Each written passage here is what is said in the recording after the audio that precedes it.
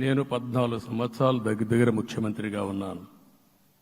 15 సంవత్సరాలు ప్రతిపక్ష నాయకుడిగా పనిచేశాను. ఎన్నో సవాళ్లు చూశాను, ఎన్నో సంక్షోభాలు చూశాను. ప్రతి ఒక్క సంక్షోభాన్ని ఒక అవకాశంగా మలుచుకుని ముందుకు పోయాం. ఈరోజు కూడా మీకు అందరికీ ఈరోజు రాష్ట్రంలో మనం చూస్తే చాలా సమస్యలున్నాయి. నా అనుభవాన్ని మొత్తం తీసుకుని పూర్తిగా మీ అందరి సహకారంతో, మిత్రులు పవన్ కళ్యాణ్ గారి సహకారంతో పేద ప్రజల జీవితాలను మార్చడానికి అనునిత్యం ఆలోచిద్దాం.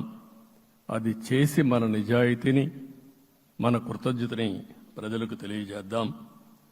అందుకని ఇంకొక పక్క మీరు ఆలోచిస్తే రాష్ట్రం పూర్తిగా శిథిలమైపోయింది.